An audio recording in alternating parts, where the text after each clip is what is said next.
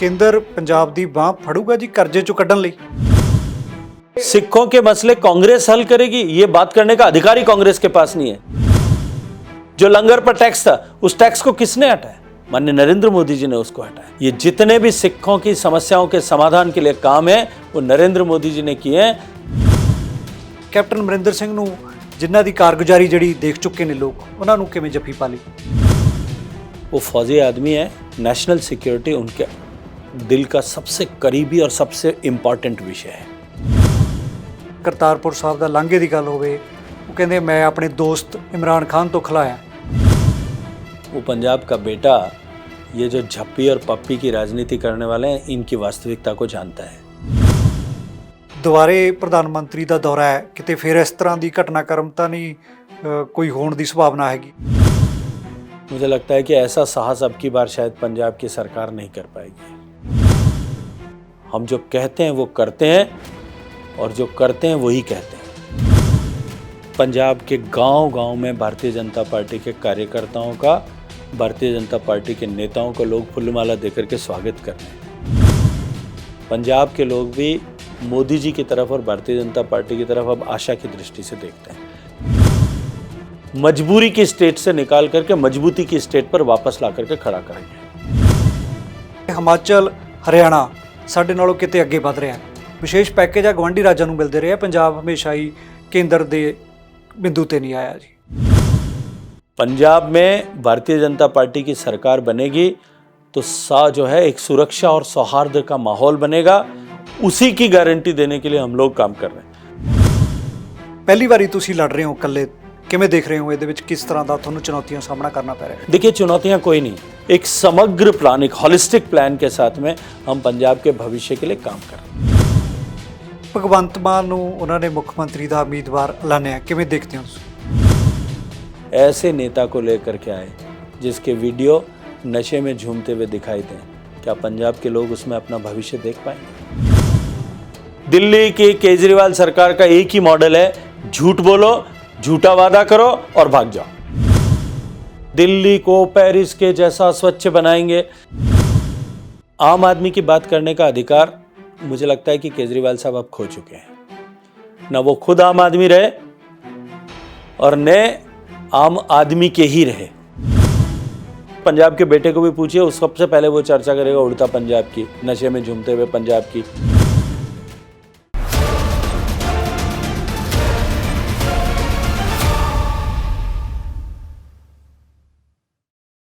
सत श्री अकाल जी, तुसीं देख रहे हो प्राइम एशिया टीवी ते मैं हाँ निर्मल सिंह मानशईया। पंजाब दे विच चोण सरगर्मियां जोरां ते चल रही ने। साडे नाल ने भाजपा दे चोण कमांडर जिहड़े कि पंजाब दे विच चोण प्रचार दी मुहिम साਂਭ रहे ने, गुरजिंदर शेखावत जी, सीनियर भाजपा आगू ने। उन्हां नाल गलबात करदे हां। सर, स्वागत है जी तुहाडा प्राइम एशिया। धन्यवाद जी, आप नूं निर्मल सिंह जी, प्राइम एशिया नूं सारी टीम नूं बहुत लख लख बधाइयां। किवें चल रहा जी चोण प्रचार भाजपा दा? देखिए, भारतीय जनता पार्टी पहली बार पंजाब में प्रभावी भूमिका में बड़ी पार्टी होकर के चुनाव लड़ रही है। 30 साल से हम अकाली दल के साथ में छोटे पार्टनर के रूप में चुनाव लड़ते थे। जनता का जिस तरह का आशीर्वाद मिल रहा है और पंजाब की राजनीति की समीक्षा करने वाले सब लोग जिस तरह से भारतीय जनता पार्टी को एक चौंकाने वाले सरप्राइजिंग फैक्टर की तरह देख रहे हैं, मुझे लगता है कि ये अपने आप में इस बात का परिचायक है कि भारतीय जनता पार्टी का चुनाव प्रचार और चुनाव अभियान बहुत अच्छे तरीके से चल रहा है। सर, पिछले 3 महीने पहला भारतीय जनता पार्टी पंजाब दे विच किते दिखाई नहीं दिंदी सी। लोग पिंडां 'च नहीं वड़न दिंदे सी, बड़ा विरोध हुंदा सी शहरां दे विच भी किसान अंदोलन करके। हुण किवें दा हंगारा मिल रहा जी? देखिए, आप सब देख रहे हैं, निश्चित रूप से 3 महीने पहले इस तरह की परिस्थितियां थी और सभी लोग ये मानते थे कि भारतीय जनता पार्टी के कार्यकर्ताओं को, नेताओं को शायद शहर से बाहर निकलने की अनुमति नहीं मिलेगी, नहीं निकल पाएंगे। लेकिन आज पंजाब के गांव-गांव में भारतीय जनता पार्टी के कार्यकर्ताओं का, भारतीय जनता पार्टी के नेताओं को लोग फूलमाला देकर के स्वागत कर रहे हैं। लोग उनको सरोपा देकर के उनका सम्मान कर रहे हैं। जिस तरह की परिस्थितियां बनाई गई थी या बनी हुई थी, एक बात हमको स्वीकार करनी पड़ेगी कि पंजाब के लोगों का धरती और देश के प्रति जो प्यार है, पंजाब के लोगों के मन में गुरुओं के प्रति जो सम्मान है, और मेरा तो स्कूल के ज़माने से पंजाब से नाता रहा है, पवित्र भाव के साथ में किए हुए हर बात को लेकर के पंजाब के लोग, पंजाब की धरती के पुत्र जिस तरह से पूरी ताकत से खड़े होते हैं। माननीय प्रधानमंत्री जी ने जिस दिन किसान कानून वापस लेने की चर्चा की थी, वो मार्मिक शब्द कि मैंने किसानों के भले के लिए कानून बनाए थे, देश के भले के लिए कानून वापस ले रहा हूं, और उसके साथ साथ में वो पवित्र दिन गुरु पर्व का, सब कुछ उस दिन बदल गया था। पंजाब के लोगों ने सब कुछ पीछे छोड़ करके जो काम पिछले 5 साल में भारतीय जनता पार्टी की सरकार ने किए, नरेंद्र मोदी जी की सरकार ने किए, सिखों के लिए 7 साल में किए, पंजाब के हित में सब किए, पंजाब के इंफ्रास्ट्रक्चर डेवलपमेंट के लिए केंद्र की सरकार ने जिस तरह से रोड इंफ्रास्ट्रक्चर को बढ़ाया, पंजाब के किसानों के लिए जिस तरह से काम किए, पंजाब के गरीबों के जीवन में परिवर्तन लाने के लिए, समाज में पीछे रह गए लोगों के जीवन में परिवर्तन लाने के लिए, चाहे वो बैंक का खाता हो, पानी हो, नल हो, बिजली हो, और चाहे गैस का चूल्हा हो, जिस तरह से काम किए, इन सब का परिणाम यह है, इन सब के साथ में उपजा हुआ विश्वास जो है वो उसके कारण से भारतीय जनता पार्टी की तरफ पंजाब के लोग आज आशा की तरफ साथ देख रहे हैं, नरेंद्र मोदी जी की तरफ एक विश्वास की दृष्टि से देख रहे हैं कि पंजाब के इस बिगड़े हुए हालात में, इस परिस्थिति से अगर कोई निकाल सकता है तो वो डबल इंजन की सरकार ही पंजाब को इस सदमे और सख्ते से बाहर निकाल सकती है। ਸ਼ਿਕਾਵਤ ਜੀ, ਪੰਜਾਬ ਦੇ ਵਿੱਚ ਬੀਜੇਪੀ ਜਿਹੜੀ ਕਿ ਪਹਿਲਾਂ ਅਕਾਲੀ ਦਲ ਦੇ ਨਾਲ ਗੱਠਜੋੜ ਕਰਕੇ ਚੋਣਾਂ ਲੜਦੀ ਹੁੰਦੀ ਸੀ, ਪਹਿਲੀ ਵਾਰੀ ਤੁਸੀਂ ਲੜ ਰਹੇ ਹੋ ਇਕੱਲੇ, ਕਿਵੇਂ ਦੇਖ ਰਹੇ ਹੋ ਇਹਦੇ ਵਿੱਚ ਕਿਸ ਤਰ੍ਹਾਂ ਦਾ ਤੁਹਾਨੂੰ ਚੁਣੌਤੀਆਂ ਸਾਹਮਣਾ करना पै रहा है? देखिए, चुनौतियां कोई नहीं, उसके उलट जो है संभावनाएं अपार हैं। पहले हम सीमित थे, लेकिन एक बात मैं आपको साझा करना चाहता हूं। देखिए, भारतीय जनता पार्टी केवल चुनाव लड़ने के लिए चुनाव के समय में काम करने वाले लोगों का समूह या संगठन नहीं है। भारतीय जनता पार्टी एक विचारधारा के साथ में एक बड़े लक्ष्य को लेकर के देश भर में काम करने वाला जो है वो पॉलिटिकल पार्टी है, राजनीतिक दल है। बेशक हम 23 सीट पर चुनाव लड़ रहे थे, मैं उसके पीछे परिप्रेक्ष्य में भी आपको रखना चाहता हूं। आतंकवाद के उस बुरे दौर के समय जब हिंदू सिख को बांटने के प्रयास हुए थे, जब आतंकवाद के उस बुरे दौर में सामाजिक सौहार्द का ताना बाना बिगड़ा था, आतंकवाद की दौर की समाप्ति के साथ में 90 के दशक के प्रारंभ में जब भारतीय जनता पार्टी और अकाली दल का गठबंधन हुआ, उस समय भारतीय जनता पार्टी का नेतृत्व ये जानते हुए, ये मानते हुए भी कि भारतीय जनता पार्टी उस समय भी देश में बहुत बड़ी पॉलिटिकल पावर बन चुकी थी, स्टैब्लिश थी। उत्तर प्रदेश से लेकर के, राजस्थान से लेकर के, मध्य प्रदेश से लेकर के, हिमाचल प्रदेश से लेकर के, कर्नाटक से लेकर के दिल्ली तक हम सरकार में थे या रह चुके थे। लेकिन उसके बावजूद भी हमने कंपैरेटिवली बड़ी पॉलिटिकल पार्टी होते हुए भी हमने छोटी भूमिका में आना स्वीकार किया, सिर्फ और सिर्फ देश के हित के लिए, देश के हित को सर्वोपरि मानते हुए, पंजाब के हित को सर्वोपरि मानते हुए, पंजाब के इस जो है सोशल हार्मनी बनी रहे इसको लेकर के। लेकिन हम गठबंधन में थे, बेशक चुनाव 23 सीट पर लड़ते थे, लेकिन पूरे पंजाब के सभी जिलों में, सभी मंडलों में, सभी शक्ति केंद्रों पर भारतीय जनता पार्टी का कार्यकर्ता अपना ऑर्गेनाइजेशनल एक्टिविटीज कर रहा था। मैं एक उदाहरण देना चाहता हूं। जब कोरोना की आपदा आई थी, पहला दौर था 2020 के अप्रैल मई के माह में, सारा देश स्तब्ध था, एकाएक जिस तरह की परिस्थितियां बनी थी, लॉकडाउन लग गए थे। माननीय प्रधानमंत्री जी ने अपने सहयोगियों को, कैबिनेट के साथियों को जिम्मेदारी दी थी और एक एक राज्य दिया था कि हम उस राज्य में बातचीत करें, वहाँ के जिलाधिकारियों से बात करें, वहाँ के एसएसपी से बात करें, वहाँ के मेडिकल के लोगों से बात करें, पार्टी के ऑर्गेनाइजेशनल सेटअप में भी बात करें।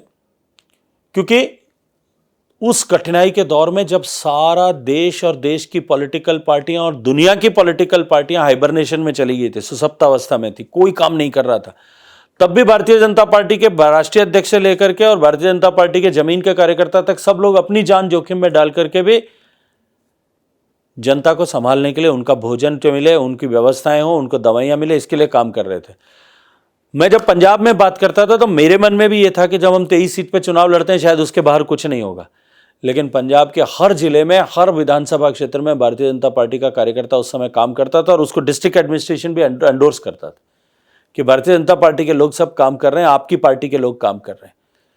ये इस बात का परिचायक है, इस बात का उदाहरण है, इस बात का प्रमाण है कि भारतीय जनता पार्टी चाहे चुनाव नहीं लड़ती थी लेकिन फिर भी संगठन की ताकत के साथ उस समय सब जगह खड़ी थी, और जब चुनाव के मैदान में उतरी है तो कार्यकर्ता बहुत उत्साह के साथ में रण के मैदान में उतरे हैं, और उसी के कारण से ये चुनाव इस तरह से खड़ा हुआ दिखाई देता है। शेखावत जी, ਬੀਜੇਪੀ ਦੇ ਜਿਹੜੇ ਤੁਸੀਂ ਕੰਮ ਗਿਣਾ ਰਹੇ ਹੋ, ਚਾਹੇ ਉਹ ਸਿੱਖਾਂ ਲਈ ਗੱਲ ਕਰਦੇ ਹੋ ਚਾਹੇ ਪੰਜਾਬ ਦੇ, ਪਰ ਪੰਜਾਬ ਦੇ ਲੋਕਾਂ ਦਾ ਬੀਜੇਪੀ ਪ੍ਰਤੀ ਗੁੱਸਾ ਕਿਉਂ, ਇਹ ਜਿਹੜਾ ਰੋਸ ਹੈ ਇਹਦਾ ਕੀ ਕਾਰਨ ਰਿਹਾ? देखिए, सिखों के लिए माननीय नरेंद्र मोदी जी ने कल ही अपने एक इंटरव्यू में कहा कि मेरे मन में बहुत सम्मान है, और पंजाब के ऐसे बहुत सारे मुद्दे, 1984 के दंगों को जिससे कत्लेआम हुआ था उनको SIT बना करके सजा दिलाना, करतारपुर का लांघा खोलना, लंगर दे विच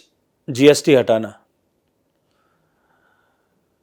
ब्लैकलिस्ट जो बनी थी उसको ख़त्म करना, मोदी जी की सरकार ने बहुत कुछ किया। और अभी हाल ही में वीर बाल दिवस, गुरुपुत्रों के साहिबजादों का बलिदान दिवस जो है उसको डिक्लेयर किया है। पंजाब की में भारतीय जनता पार्टी और पंजाब के में हिंदू और सिख के बीच में खाई पैदा करने के लिए लोगों ने अपनी सत्ता के प्राप्ति के लिए, पॉलिटिकल एम्बिशंस को पूरा करने के लिए बहुत प्रयास किए हैं, लेकिन माननीय मोदी जी ने जो काम किया है, देश की सरकार ने जो काम किया है, और 2014 में मोदी जी के सेंट्रल स्टेज में आने के बाद में, देश का प्रधानमंत्री बनने के बाद में, जो गुजरात का विकास मॉडल था उसी मॉडल को आगे बढ़ाते हुए देश में गांव, गरीब, किसान, पीड़ित, शोषित, वंचित, दलित, इन सब के लिए मोदी जी ने जो काम किया, इनकी कैपेसिटी बिल्डिंग के लिए, इनके जीवन में परिवर्तन लाने के लिए, पंजाब के लोग भी मोदी जी की तरफ और भारतीय जनता पार्टी की तरफ अब आशा की दृष्टि से देखते हैं। चाहे कितना भी प्रयास किया गया होगा इसको बिगाड़ने के, इसको तोड़ने के, भारतीय जनता पार्टी के प्रति वैमनस्य का भाव पैदा करने के लिए, अपनी राजनीतिक महत्वाकांक्षाओं के लिए कुछ लोगों ने षड्यंत्र किए होंगे, रचे होंगे, लेकिन अब पंजाब की जनता और पंजाब के लोग इसको समझ चुके हैं। शेखावत जी, ਤੁਸੀਂ ਪਿਛਲੇ ਦਿਨੀ ਚੋਣ ਮੈਨੀਫੈਸਟੋ ਵੀ ਜਾਰੀ ਕੀਤਾ ਭਾਜਪਾ ਦਾ, ਤੁਹਾਡਾ ਜਿਹੜਾ ਇੱਕ ਤਾਂ ਸਵਾਲ ਲੋਕਾਂ ਦੇ ਨੇ, ਲੋਕ ਇਹ ਪੁੱਛਣਾ ਚਾਹੁੰਦੇ ਆ ਵੀ ਕੈਪਟਨ ਅਮਰਿੰਦਰ ਸਿੰਘ ਜਿਨ੍ਹਾਂ ਨੂੰ ਕਿ 5 ਸਾਲ ਲੋਕਾਂ ਨੇ ਦੇਖਿਆ, ਉਹ ਲੋਕਾਂ ਦੀਆਂ ਉਮੀਦਾਂ ਤੇ ਲੋਕ ਕਹਿੰਦੇ ਨੇ ਸਾਡੀਆਂ ਤੇ ਖਰੇ ਨਹੀਂ ਉਤਰੇ। ਘਰ ਘਰ ਨੌਕਰੀ ਦੀ ਗੱਲ ਹੋਵੇ, ਕਰਜ਼ਾ ਮਾਫੀ ਦੀ ਗੱਲ ਹੋਵੇ, ਕਿਸਾਨ ਖੁਦਕੁਸ਼ੀਆਂ ਦਾ ਮਸਲਾ ਹੋਵੇ, ਬੇਰੁਜ਼ਗਾਰਾਂ ਦਾ ਗੱਲ ਹੋਵੇ, ਤੇ ਉਸ ਮੁੱਖ ਮੰਤਰੀ ਨੂੰ ਲੋਕ ਇਹ ਕਹਿੰਦੇ ਨੇ, ਲੋਕਾਂ ਦੇ ਵਿੱਚ ਇਹ ਸਵਾਲ ਹੈ, ਉਹ ਕਹਿੰਦੇ ਨੇ ਵੀ ਤੁਸੀਂ ਕੈਪਟਨ ਅਮਰਿੰਦਰ ਸਿੰਘ ਨੂੰ ਜਿਨ੍ਹਾਂ ਦੀ ਕਾਰਗੁਜ਼ਾਰੀ ਜਿਹੜੀ ਦੇਖ ਚੁੱਕੇ ਨੇ ਲੋਕ, ਉਹਨਾਂ ਨੂੰ ਕਿਵੇਂ ਜੱਫੀ ਪਾ ਲਈ? देखिए, कैप्टन साहब का एक विषय आपने, एक पक्ष आपने रखा, ये लोगों का पक्ष है जी, लोग सोचते हैं, आपने लोगों की दृष्टि से रखा, आपने आपके शब्दों में जिस तरह से रखा। देखिए, ये केवल परिस्थिति कांग्रेस पार्टी के लिए दुर्भाग्यजनक स्थिति केवल कैप्टन साहब के लिए हो ऐसी नहीं है। गहलोत साहब के लिए मेरे प्रदेश राजस्थान में भी यही स्थिति है, भूपेश बघेल जी के लिए छत्तीसगढ़ में भी यही स्थिति है। जिस तरह का आपसी विग्रह सिर्फ केवल कांग्रेस पार्टी में है, उसके कारण से कोई भी लीडर हो वो काम नहीं कर पाएगा, डिलीवर नहीं कर पाएगा। और इस पक्ष से हट करके दूसरा पक्ष अमरिंदर सिंह जी का देखें, वो फौजी आदमी है, नेशनल सिक्योरिटी उनके दिल का सबसे करीबी और सबसे इंपॉर्टेंट विषय है। पंजाब की समृद्धि, पंजाब की खुशहाली, पंजाब में सोशल हार्मनी का फैब्रिक बना रहे, ये उनके दिल में सर्वोपरि है। और भारतीय जनता पार्टी और कैप्टन साहब के बीच में गठबंधन का आधार बिंदु भी यही है। ਤੁਹਾਡਾ ਕਹਿਣਾ है भी कांग्रेस ने उन्होंने काम नहीं करने देता 5 साल? देखिए, जिस तरह के हालात कांग्रेस में थे वो नहीं कोई और भी होता तो भी यही हालात होने वाले थे। मैंने तो उदाहरण देकर के आपको कहा कि गहलोत साहब की स्थिति दुर्गति का कारण भी, दुरावस्था का कारण भी यही है, और भूपेश बघेल जी का भी यही है। खुद को पता नहीं होता है कि कब जो है सरकार बदलने वाली है, कब नेता बदलने वाला है। बीजेपी उन्होंने काम करन देगी खुल के? किसके रिस्पेक्ट में पूछ रहे हैं? कैप्टन साहब के? कैप्टन साहब के। अब तो हम साथ मिल करके काम कर रहे हैं, तो खुल करके काम क्यों नहीं करने देंगे? हम सब साथ मिल करके चुनाव लड़ रहे हैं, एक लक्ष्य के लिए लड़ रहे हैं, देश की सुरक्षा। दूसरा लक्ष्य के लिए लेकर चुनाव लड़ रहे हैं, पंजाब का भविष्य और पंजाब की खुशहाली, पंजाब की समृद्धि, पंजाब में भाईचारे का राज स्थापित हो और पंजाब कर्जे से मुक्त होकर के रोजगार से युक्त बने, पंजाब माफिया राज से मुक्त होकर के पंजाब खुशहाली से समृद्ध बने, खुशहाली से युक्त बने। हम इसके लिए चुनाव लड़ रहे हैं, हम साथ एक उद्देश्य के लिए लड़ रहे हैं, तो क्यों ना काम करेंगे? हम सब मिल करके काम करेंगे। शेखावत जी ਕਹਿੰਦੇ ਆ ਵੀ ਡਬਲ ਇੰਜਨ ਦੀ ਸਰਕਾਰ ਭਾਜਪਾ ਗੱਲ ਕਰਦੀ ਹੈ, ਪੰਜਾਬ ਦੇ ਕੋਲ ਇਹੋ ਜਿਹੇ ਸਾਧਨ ਨਹੀਂ ਹੈਗੇ, ਪੰਜਾਬ ਕਰਜ਼ੇ ਦੀ ਦਲਦਲ ਦੇ ਵਿੱਚ ਡੁੱਬਿਆ ਪਿਆ ਹੈ, ਵਿਆਜ ਦਰ ਵਿਆਜ ਹੀ ਖਾਈ ਜਾਂਦਾ ਹੈ, ਸਰਕਾਰ ਕਰਜ਼ਾ ਲਈ ਜਾਂਦੀ ਹੈ, ਲੋਕਾਂ ਕੋਲ ਬੇਰੁਜ਼ਗਾਰੀ ਹੈ, ਕਿਸਾਨ ਖੁਦਕੁਸ਼ੀਆਂ ਕਰ ਰਹੇ ਨੇ, ਕਿਸਾਨੀ ਮਸਲੇ ਦਾ ਕੋਈ ਹੱਲ ਨਹੀਂ ਨਿਕਲ ਰਿਹਾ। ਇਹਦੇ ਵਿੱਚ ਤੁਹਾਡੇ ਕੋਲ ਏਜੰਡਾ ਕੀ ਹੈ ਪੰਜਾਬ ਲਈ? ਪੰਜਾਬ ਦੀ ਆਰਥਿਕਤਾ ਖਾਸ ਕਰਕੇ ਤੁਸੀਂ ਪਿੰਡੂ ਜਿਹੜਾ ਖੇਤਰ ਤੇ ਫੋਕਸ ਕੀਤਾ ਹੈ ਮੈਨੀਫੈਸਟੋ अपना। देखिए, ये तय बात है कि पंजाब बहुत खराब हालात से गुजर रहा है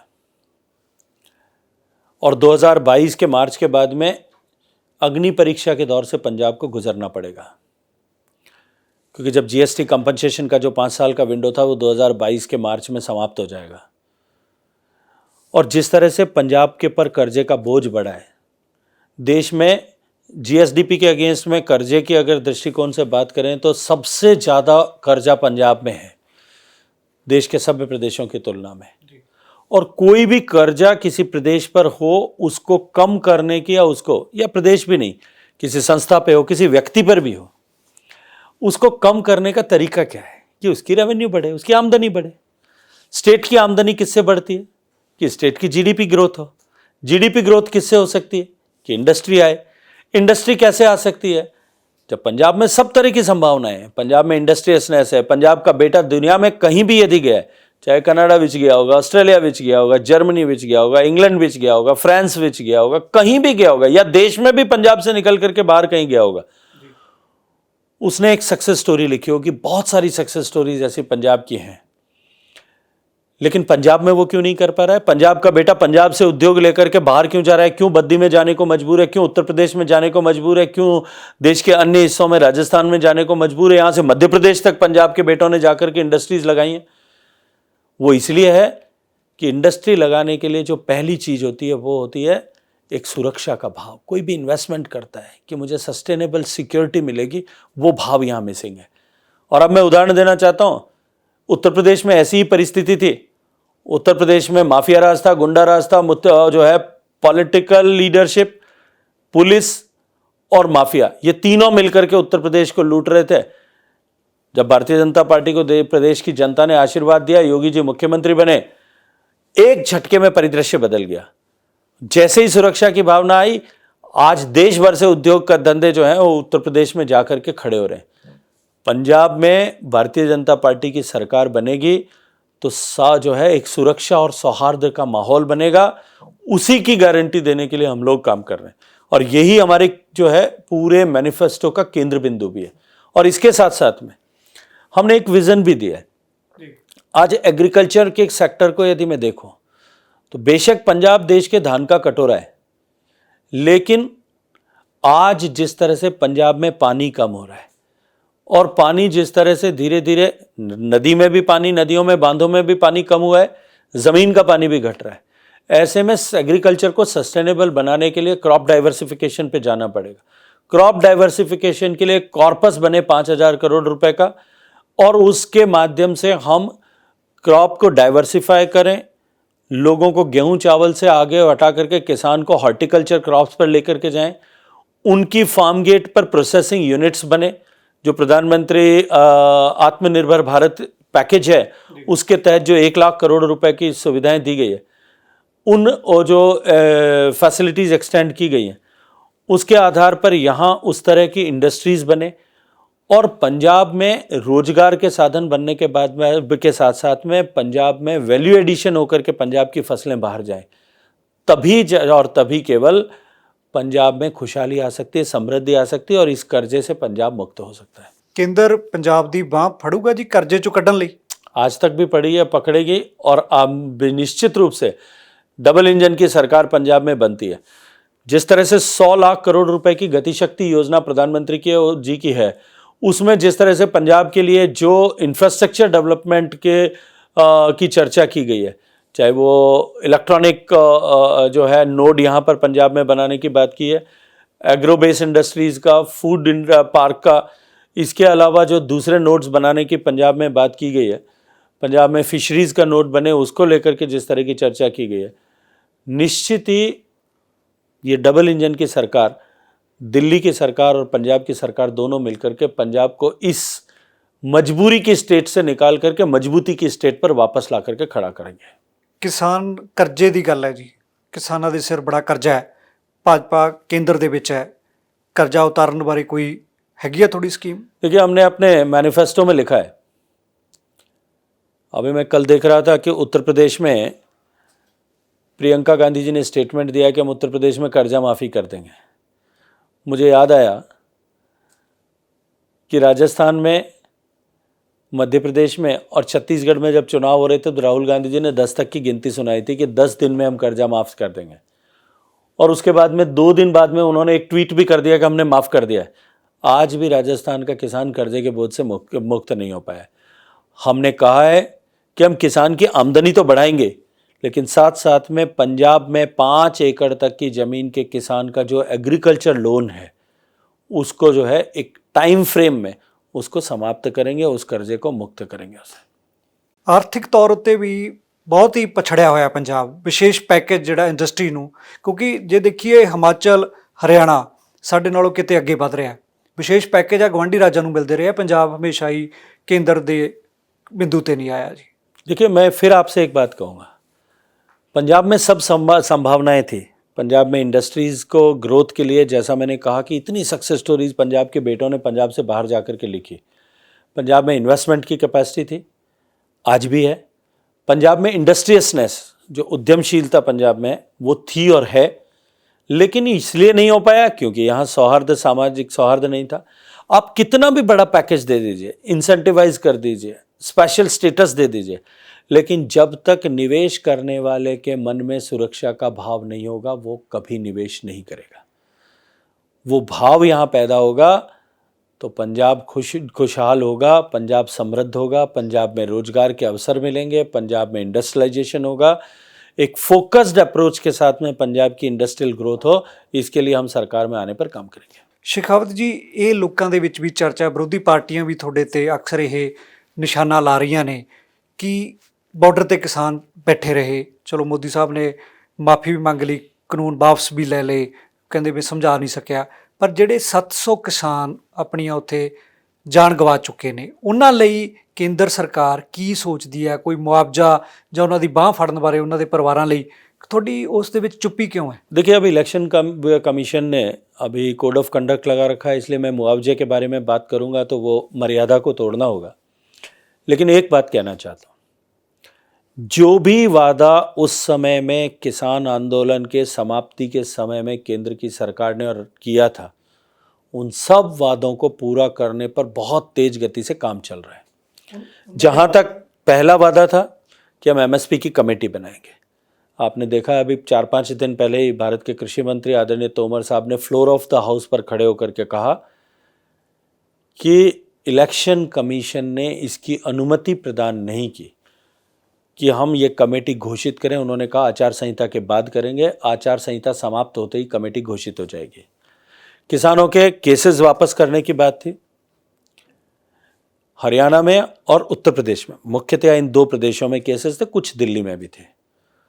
हरियाणा और उत्तर प्रदेश में जो केसेस थे, आज जिनके खिलाफ केसेस थे उन सबको आप चर्चा करके देखिए, बातचीत करके देखिए, वहाँ कहीं आपको आवाज़ नहीं आएगी, क्योंकि वो पूर्ण रूप से संतुष्ट हैं कि वो जो प्रक्रिया है, कानून की अपनी सिस्टम है, उस सिस्टम के सरकार बहुत तेज़ी से काम कर रही है। हमने सारे केसेस को विड्रॉ करने के लिए न्यायालय तक पहुँचाने की जो प्रक्रिया उसको पूरी कर दी। अब केवल न्यायालय में निर्णय उसके जो हैं वो होने बाकी हैं।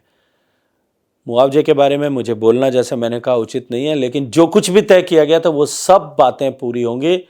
भारतीय जनता पार्टी और भारतीय जनता पार्टी का नेतृत्व आदरणीय नरेंद्र मोदी जी, आदरणीय अमित शाह जी, हम जो कहते हैं वो करते हैं और जो करते हैं वही कहते हैं। ਕੈਂਡੀਡੇਟ ਭਾਜਪਾ ਨੇ ਪਹਿਲੀ ਵਾਰੀ ਉਤਾਰੇ ਨੇ ਜ਼ਿਆਦਾ ਗਿਣਤੀ ਦੇ ਵਿੱਚ, ਦੂਜੀਆਂ ਪਾਰਟੀਆਂ ਦੇ ਵਿੱਚ ਵੀ ਕੈਂਡੀਡੇਟਾਂ ਦੀ ਜਿਹੜੀ ਚੋਣ ਪ੍ਰਕਿਰਿਆ ਨੂੰ ਲੈ ਕੇ ਹੈ।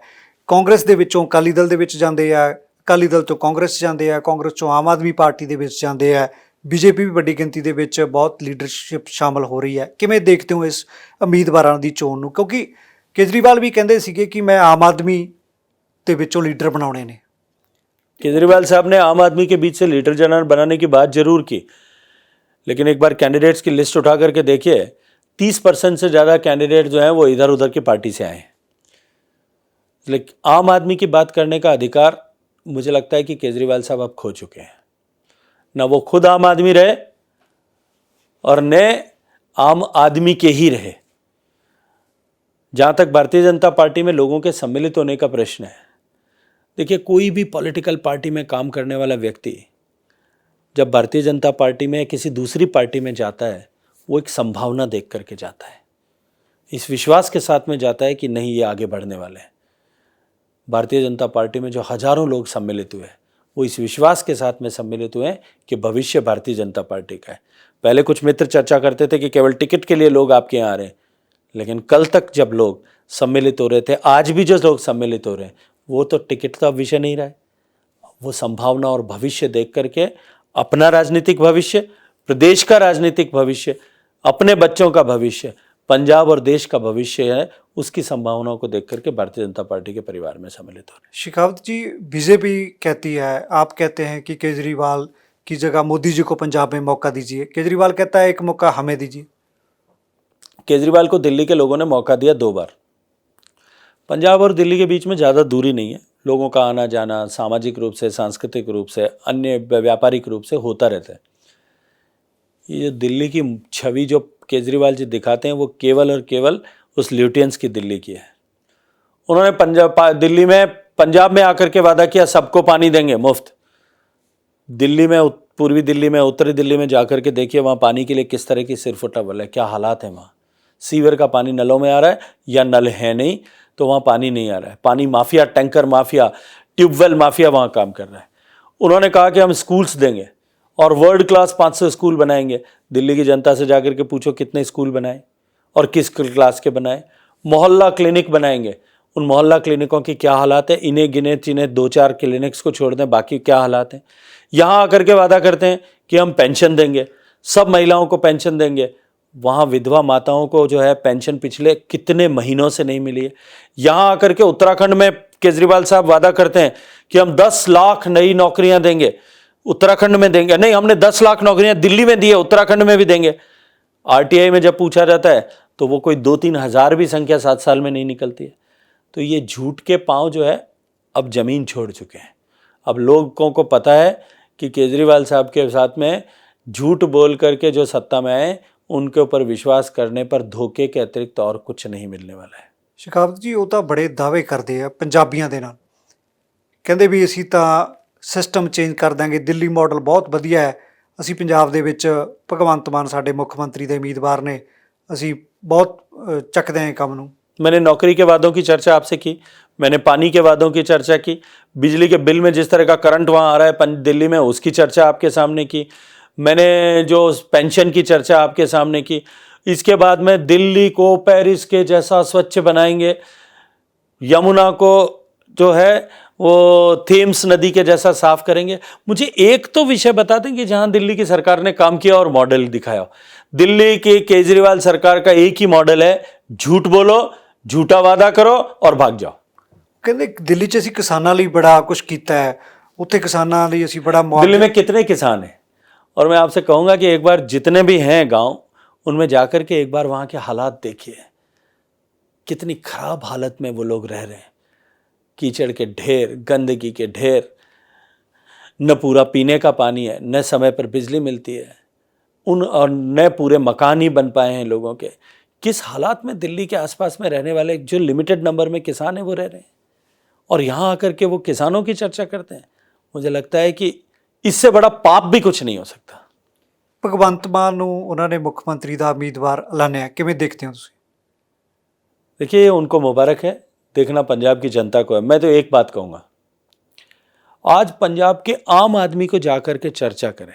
पंजाब के लिए पहले जब कोई कल्पना करता था तो पंजाब को खुशहाली से प्रदेश, वीरता का, शौर्य का प्रदेश, संस्कृति का प्रदेश, गिद्धा भंगड़ा का प्रदेश। आज पंजाब के बारे में जाकर के आप किसी आम आदमी को देश और दुनिया में पूछिए, पंजाब के बेटे को भी पूछिए, उस सबसे पहले वो चर्चा करेगा उड़ता पंजाब की, नशे में झूमते हुए पंजाब की, नशे के गिरफ्त में पंजाब की। हजारों हजारों घरों के चिराग जो हैं वो आज नशे के गिरफ्त में हैं और बूढ़े माँ बाप आंसू, खून के आंसू रो रहे हैं। उस पंजाब में दिल्ली का शराब मॉडल देने वाली पार्टी, गली गली मोहल्ले मोहल्ले में दुकानें खोलने वाली पार्टी, शराब खरीद की उम्र घटाने वाली पार्टी, ऑनलाइन शराब बिक्री करने वाली पार्टी, महिलाओं के लिए स्पेशल शराब की दुकान खोलने वाली पार्टी, वो पार्टी ऐसे नेता को लेकर के आए जिसके वीडियो नशे में झूमते हुए दिखाई दें। क्या पंजाब के लोग उसमें अपना भविष्य देख पाएंगे? ये निर्णय पंजाब की जनता को करना है। ਇਹ ਦਿੱਲੀ ਦੇ ਵਿੱਚ ਤੁਸੀਂ ਗੱਲ ਕੀਤੀ ਹੈ ਸ਼ਰਾਬ ਦੀ, ਇਹ ਉੱਥੇ ਮਤਲਬ ਆਨਲਾਈਨ ਹੀ ਚੱਲਦਾ ਜੀ ਕੰਮ ਤੁਹਾਡੇ ਦਿੱਲੀ 'ਚ? दिल्ली में आप एक बार जाकर के दिल्ली के शराब मॉडल को देखिए। जितनी दुकानें दिल्ली में ट्रेडिशनल हुई थी उसके कई कई गुना वृद्धि हो गई। रेस्ट्रिक्शंस देश भर में इस तरह के रखे जाते हैं कि मंदिर के पास में, स्कूल के पास में, कॉलेजेस के एजुकेशन इंस्टीट्यूट्स के पास में शराब की दुकानें नहीं खुले। उन सब पाबंदियों को समाप्त कर दिया है, उनके वर्किंग आवर्स बढ़ा दिए, ऑनलाइन डिलीवरी शुरू कर दी। ਇਹ ਜਿਹੜੇ ਦਾਅਵੇ ਕਰਦੇ ਆ ਕੇਜਰੀਵਾਲ, ਹੁਣ ਕਹਿੰਦੇ ਆ ਜੀ ਉੱਥੇ ਅਸੀਂ ਕੱਚੇ ਮੁਲਾਜ਼ਮ ਪੱਕੇ ਕਰਤੇ, ਮਤਲਬ ਪੰਜਾਬ 'ਚ ਵੀ ਕਰ ਦਿਆਂਗੇ ਅਸੀਂ ਗਰੰਟੀਆਂ। ਉਹ ਗਰੰਟੀਆਂ ਦਿੰਦੇ ਨੇ ਅਕਸਰ, ਜਦੋਂ ਕਿ ਉਹਨਾਂ ਦੇ 20 ਐਮਐਲਏ ਜਿੱਤੇ ਸੀਗੇ। ਇਹ ਲੋਕਾਂ ਦੇ ਵਿੱਚ ਚਰਚਾ ਜ਼ਰੂਰ ਹੈ, ਪੰਜਾਬ ਦੇ ਲੋਕ ਇਹਨੂੰ ਸਮਝਣਾ ਵੀ ਚਾਹੁੰਦੇ ਆ। ਜੇ ਕੇਜਰੀਵਾਲ ਦੀ ਕਹਿਣੀ ਵਰਨੀ ਦੇ ਵਿੱਚ ਫਰਕ ਹੈ ਕੋਈ, ਉਹ ਕਹਿੰਦੇ ਆ ਵੀ ਅਸੀਂ ਤਾਂ ਦਿੱਲੀ ਦੇ ਵਿੱਚ ਬਹੁਤ ਕੰਮ ਕੀਤੇ ਆ, गारंटियां दे रहे हैं पंजाब चाके। वो कहते भी ਅਸੀਂ। मैंने आपको यही निवेदन किया कि दिल्ली और पंजाब के बीच में दूरी नहीं है। दिल्ली के हालात को पंजाब की जनता को ज़रूर देखना चाहिए। और प्राइम एशिया जैसे रिस्पॉन्सिबल चैनल को भी मैं कहूँगा कि हमारी जिम्मेदारी है कि हम पंजाब के लोगों को हकीकत बताएं, दिल्ली की हकीकत बताएं, दिल्ली के लोगों का दर्द भी दिखाएं। ये एक तरफा जो प्रचार झूठ बोल करके दिल्ली इसमें भ्रष्टाचार के रास्ते से बनाए हुए संसाधन, रिसोर्सेज और पैसा, उसके द्वारा जिस तरह से एक प्रचार तंत्र झूठ का खड़ा किया गया है, उस झूठ के प्रचार तंत्र को उसके मोह जाल से जनता को निकालने की जिम्मेदारी अगर भारतीय जनता पार्टी या पॉलिटिकल पार्टियों की है तो मित्र समाज के हर एक व्यक्ति की है। हर चैनल, मीडिया के चैनल को भी ईमानदारी से ये बात दिखानी चाहिए। शेखावत जी, केजरीवाल तो बाद जे आप गल करिए कांग्रेस पार्टी की, राहुल गांधी कहते हैं भी किसानों का दुश्मन मोदी है, किवें देखते हैं? देखिए, राहुल गांधी जी ने कहा किसान के दुश्मन है। मैं तो कहूँगा कि कांग्रेस पार्टी की नीतियों के कारण से आज पंजाब और देश भर के किसान की ये हालात हैं। देखिए, एक समय था जब हिंदुस्तान में खाद्यान्न की कमी थी। कांग्रेस के ही एक तत्कालीन प्रधानमंत्री को ये कहना पड़ा था कि देश के लोगों को 7 दिन में से 1 दिन उपवास करना चाहिए ताकि सबको भोजन मिल सके। हम जानते हैं दुनिया भर से हमको खाद्यान्न आयात करके लाने पड़ते थे, गेहूँ, दालें, चावल भर भर के दूसरे देशों से लाते थे, तब ला कर के देश का पेट भर सकते थे। मैं अभिनंदन करना चाहता हूँ इस पंजाब की धरती के किसानों का, देश के किसानों का, और साथ में कृषि क्षेत्र में काम करने वाले वैज्ञानिकों का भी। उनके परिश्रम से, उनके पुरुषार्थ से आज देश न केवल फूड जो है सफिशिएंट नेशन बना, सक्षम बना, अपितु फूड सरप्लस देश बना। आज हम दुनिया के 10 बड़े एग्रीकल्चर एक्सपोर्टिंग नेशंस में बने हैं, एग्रीकल्चर प्रोड्यूस एक्सपोर्ट करने वाले देशों में आए। लेकिन जब ये शिफ्ट हुआ, जब हम कमी वाले प्रदेश से लेकर के प्रचुरता वाले प्रदेश में आए, सफिशिएंसी की स्टेज पे आए, उस समय पॉलिसीज़ में चेंज करने की ज़रूरत थी। कांग्रेस की तत्कालीन सरकारें क्योंकि पॉलिसी पैरालिसिस से जूझ रही थी, उन्होंने उसमें परिवर्तन नहीं किया और उस कृषि के क्षेत्र को लगातार प्रोडक्शन सेंट्रिक अप्रोच के साथ में देखा। उसका दुष्परिणाम आज देश का किसान भुगत रहा है। क्रॉप डाइवर्सिफिकेशन पे, पानी के हर एक बूंद का मैक्सिमम यूटिलाइजेशन कैसा हो सके, इसके लिए इन सब विषयों पर लेकर के देश की सरकार को जो पॉलिसीज़ में चेंज करने चाहिए थे वो नहीं किए। बेशक उस समय में कांग्रेस की सरकार ने जो है वो स्वामीनाथन साहब की अध्यक्षता में एक आयोग बनाया था। स्वामीनाथन साहब का चाहे किसान के क्षेत्रों में कहीं भी नाम काम होती है, बात होती है, तो निश्चित रूप से उनका उल्लेख होता है। स्वामीनाथन साहब के आयोग ने एक रिपोर्ट दी थी, उनकी अध्यक्षता में जो आयोग था उसने 4 वॉल्यूम की रिपोर्ट में उन्होंने जो अनुशंसाएं की थी वो एग्रीकल्चर सेक्टर के कंप्लीट जो है रिवर्सल के लिए, ओवरऑलिंग के लिए दी थी। लैंड रिफॉर्म्स हो, एग्रीकल्चर में इन्वेस्टमेंट बढ़े, एग्रीकल्चर में फ्री फ्लो ऑफ क्रेडिट का किसान को मिले एक सिस्टमेटिक तरीके से, खाद और बीज की उपलब्धता वो किसान को हो, उन्नत किस्म के बीज मिलें, इसके साथ साथ में सिंचाई का रकबा बढ़े, सिंचाई की सुविधाएं बढ़े। इसके अतिरिक्त जो है एग्रीकल्चर क्रॉप इंश्योरेंस का एक रोबस्ट मैकेनिज्म बने, मार्केट रिफॉर्म्स हो और एलाइड सेक्टर जो है केवल खेती पर किसान निर्भर नहीं रहे, साथ में दूसरे जो है गतिविधियां हैं उन एलाइड सेक्टर्स पे भी काम हो, प्रोसेसिंग की कैपेसिटी बढ़े और पोस्ट हार्वेस्ट जो है इंफ्रास्ट्रक्चर डेवलप हो। और इस सब के बाद में एमएसपी जो है लागत का लाभकारी मूल्य किसान को मिले कि जो है सरकार सुनिश्चित करे। ये 10-11 वर्टिकल्स जो है उन्होंने बात की थी। ये मैं नहीं कहता, ये स्वामीनाथन साहब ने खुद ने 8 कॉलम का आर्टिकल लिख करके कहा कि इन सब विषयों पे किसी एक सरकार ने काम किया तो वो नरेंद्र मोदी जी की सरकार ने काम किया। ये कांग्रेस पार्टी और राहुल गांधी जी की पार्टी तो जो है वो 6 साल तक उस रिपोर्ट का तकिया बना करके सो रही थी, उसमें कोई काम नहीं किया था। मोदी जी की सरकार ने वो अब जो है लैंड रिफॉर्म्स के लिए सॉइल हेल्थ कार्ड बनाया, प्रधानमंत्री कृषि सिंचाई योजना से जो है लाखों हेक्टेयर जमीन को जो वर्षों से लंबित परियोजनाएं थी उनको पूरा करके किया, जो है वो सिंचाई का रकबा बढ़ाया। एग्रीकल्चर में इन्वेस्टमेंट आज 2012-13 से लेकर 14 से लेकर के 10 साल पहले कांग्रेस की सरकार थी, 5 साल में जितना बजट था उतना बजट इस साल का 1 साल का है। क्रॉप इंश्योरेंस पर माननीय प्रधानमंत्री जी ने रोबस्ट मैकेनिज्म बनाया, किसानों को खाद बीज मिले। हमने सब ने देखा कि अभी जब खाद की क्राइसिस आई पूरी दुनिया में तो 30% एक्स्ट्रा इन्वेस्टमेंट करके भी, सब्सिडी दे करके भी किसान को नियत मूल्य पर खाद मिल सके, इसको सुनिश्चित किया। मार्केट रिफॉर्म्स किए के साथ साथ में इन जो है मंडियों का अपग्रेडेशन पर काम किया। जो अलाइड सेक्टर है उसको स्ट्रेंथन करने के लिए फिशरीज का बजट बढ़ा करके कुछ 100 करोड़ होता था हजारों करोड़ कर दिया। इन सब विषयों पर काम किया है और इन सब विषयों पर और आगे काम कर भी रहे हैं। जो नजरिया जो ट्रेडिशनली खेती के तरफ, कृषि की तरफ देखने का होता था, एग्रीकल्चर सेक्टर की तरफ देखने का होता था, वो प्रोडक्शन सेंट्रिक होता था। वो अप्रोच प्रोडक्शन सेंट्रिक थी कि कैसे प्रोडक्शन बढ़े। उस समय एक समय में उसका उपयोग था और वो इसलिए था कि भारत, जैसा मैंने कहा, कि खाद्यान्न की कमी वाला देश था। लेकिन जब प्रचुरता वाला हुआ तो हमको प्रॉफिट सेंट्रिक अप्रोच के साथ देखना था, वो नहीं देख पाए। माननीय प्रधानमंत्री जी ने उस अप्रोच को बदला और हम एग्रीकल्चर को देखने का नजरिया प्रोडक्शन सेंट्रिक से प्रॉफिट सेंट्रिक, लाभकारी कैसे हो किसान की खेती, उस दिशा में काम कर रहे हैं। ਸ਼ਿਕਾਵਤ ਜੀ, ਨਵਜੋਤ ਸਿੱਧੂ ਪਹਿਲਾਂ ਬੀਜੇਪੀ 'ਚ ਵੀ ਰਹੇ ਨੇ, ਪੰਜਾਬ ਕਾਂਗਰਸ ਦੇ ਪ੍ਰਧਾਨ ਨੇ।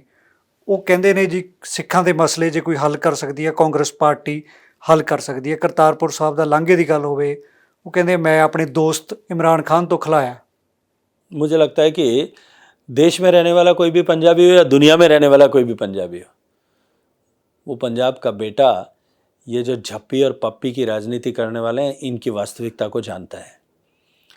करतारपुर लांघा माननीय मोदी जी ने किस तरह से अपने साहस और संबंधों के आधार पर खोला है, इसको सारा सिख समाज स्वीकार करता है। कांग्रेस किसानों के मसले हल करेगी, ये तो बात करने का अधिकार सिखों के मसले कांग्रेस हल करेगी, ये बात करने का अधिकार ही कांग्रेस के पास नहीं है। जिस कांग्रेस पार्टी की रहनुमाई में कांग्रेस पार्टी के बड़े बड़े नेताओं ने हजारों सिखों का कत्लेआम किया, उनके पास अधिकार है। जिन्होंने कत्लेआम किया था उनको पुरस्कृत किया था इसी कांग्रेस पार्टी ने, उन लोगों को लोकसभा और विधानसभाओं के टिकट देकर के सत्ता की कुर्सी पर बिठाया था। ये भारतीय जनता पार्टी और नरेंद्र मोदी जी हैं जिन्होंने उनको कुर्सी से उतार करके जेल की सीखचों के पीछे भेजा है, एसआईटी गठित करके भेजा है। जो कांग्रेस पार्टी कभी सम्मान नहीं कर पाई जो साहिबजादों का, सम्मान किसने किया? जो ब्लैकलिस्ट कांग्रेस पार्टी ने बनाई थी, वो 10 साल तक कांग्रेस यूपीए शासन में थी, उन्होंने क्यों नहीं हटाया उस ब्लैकलिस्ट को? अगर किसी ने हटाया वो नरेंद्र मोदी जी ने हटाया। जो लंगर पर टैक्स था, उस टैक्स को किसने हटाया? माननीय नरेंद्र मोदी जी ने उसको हटाया। ये जितने भी सिखों की समस्याओं के समाधान के लिए काम है वो नरेंद्र मोदी जी ने किए हैं। सिख बंधु दुनिया में कहीं भी बैठे हों इसको स्वीकार भी करते हैं और इसीलिए नरेंद्र मोदी जी के प्रति एक श्रद्धा का भाव भी है। ਕਿਹੜੇ ਅਗਲੇ ਤੁਸੀਂ ਏਜੰਡੇ ਨੇ ਜਿਹੜੇ ਪੰਜਾਬੀਆਂ ਤੇ ਸਿੱਖਾਂ ਦੇ ਮਸਲੇ ਤੁਹਾਡੇ ਏਜੰਡੇ ਤੇ ਨੇ ਜਿਹੜੇ ਹੱਲ ਕਰਨ ਦੀ ਤੁਸੀਂ? सिखों के जितने भी मुद्दे थे माननीय प्रधानमंत्री जी ने उन सबको सुलझाया है। और भी यदि कोई मुद्दे सिखों के बचेंगे, ਬੰਦੀ ਸਿੰਘਾਂ ਦਾ ਰਿਹਾਈ ਦਾ ਮੁੱਦਾ ਹੈ, बंदी सिखों की रिहाई का भी नोटिफिकेशन माननीय प्रधानमंत्री जी ने, जब हम प्रकाशोत्सव 550वां वर्ष 350वां वर्ष मना रहे थे तब हमने उसको घोषित किया, नोटिफिकेशन किया। ਪਰ ਪ੍ਰੋਫੈਸਰ ਦਵਿੰਦਰਪਾਲ ਭੁੱਲਰ ਦੀ ਰਿਹਾਈ ਨਹੀਂ ਹੋਈ ਅਜੇ ਤੱਕ। उसमें जो है जितने लोग बचे थे उन सब 9 लोगों के विषय में जो नोटिफिकेशन इशू हुआ था, 3 की रिहाई हो गई, 3 का नाम नेक जो है गलत आ गया। बाकी बचे हुए जो 3 लोग हैं उन 3 लोगों की रिहाई की भी प्रक्रिया चालू है और मुझे विश्वास है कि शीघ्र ही ऐसी खुशखबरी पंजाब के ऐसे जनता को जो इसकी प्रतीक्षा कर रहे हैं उसको मोदी जी देने वाले हैं। ਸ਼ਿਕਾਵਤ ਜੀ, ਪ੍ਰੋਫੈਸਰ ਦਵਿੰਦਰਪਾਲ ਭੁੱਲਰ ਦੀ ਰਿਹਾਈ ਦਾ ਮਾਮਲਾ ਕਿੱਥੇ ਲਟਕਿਆ ਹੋਇਆ ਤੇ ਕਿਉਂ ਲਟਕਿਆ ਹੋਇਆ? देखिए कानूनी प्रक्रिया है, मुझे उस पर टिप्पणी नहीं करना चाहिए, लेकिन मैंने आपको इशारे में ਕਹਿੰਦੇ ਵੀ ਕੇਜਰੀਵਾਲ ਸਰਕਾਰ ਨੇ ਦਿੱਲੀ ਚ ਰੁਕਿਆ ਹੋਇਆ। संकेत में कहा है निश्चित रूप से, क्योंकि लॉ एंड ऑर्डर स्टेट का सब्जेक्ट है। दिल्ली में भी रुका है और साथ में कर्नाटक में भी एक जो है बंधु उनका रुका है। मैंने अभी आपसे कहा है कि शीघ्र ही उसकी दिशा में, इसकी समाधान की दिशा में शीघ्र ही निर्णय होने वाला है।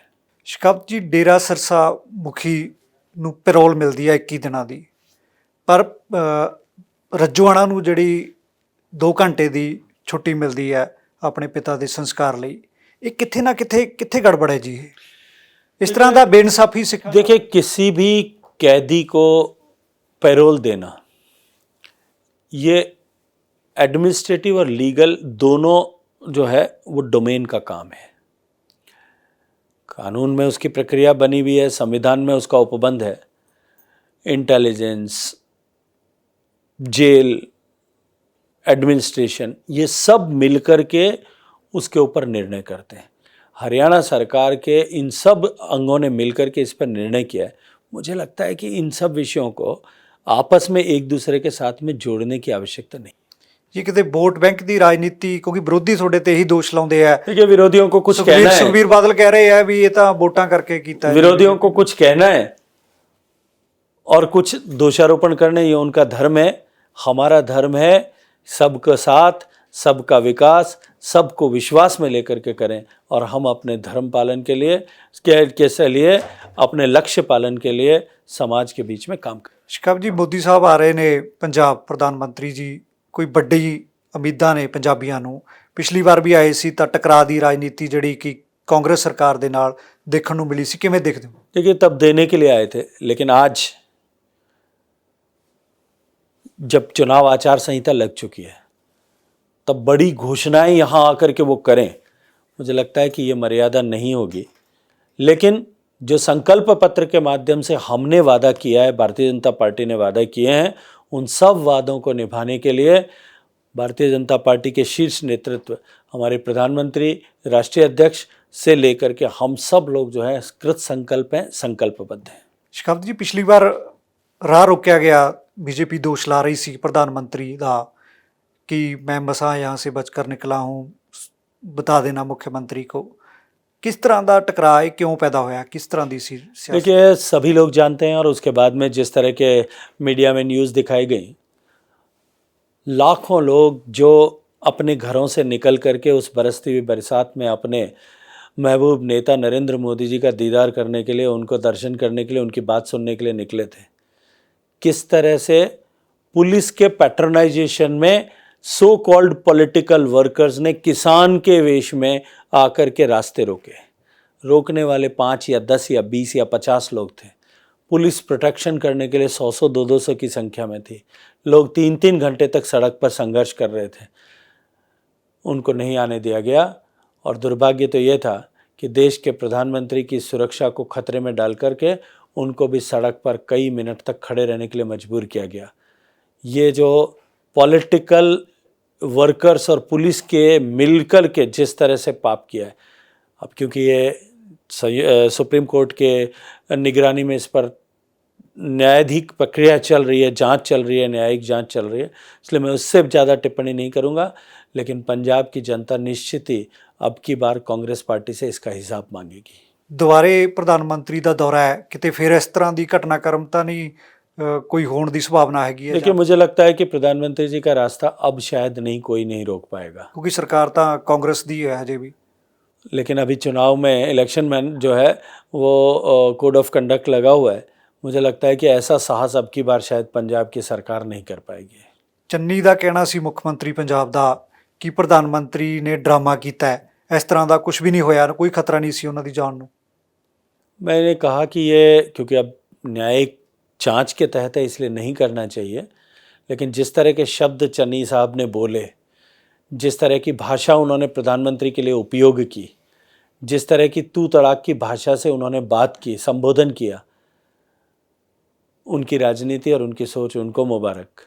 हम तो ये कहेंगे कि पंजाब के भले के लिए आए थे, पंजाब के लिए भले के लिए आए हैं, पंजाब के भले के लिए आते रहेंगे, पंजाब के भविष्य के लिए काम करते रहेंगे। ਸ਼ਕਾਬਤ ਜੀ ਉਹ ਕਹਿੰਦੇ ਆ ਕਿ ਮੇਰੇ ਨਾਲ ਖੁੰਦਕ ਕੱਢੀ ਗਈ, ਮੇਰੇ ਭਾਣਜੇ ਦੇ ਘਰੇ ਭਤੀਜੇ ਦੇ ਘਰੇ ਰੇਡ ਪਾਈ ਗਈ, ਈਡੀ ਨੂੰ ਵਰਤਿਆ ਗਿਆ।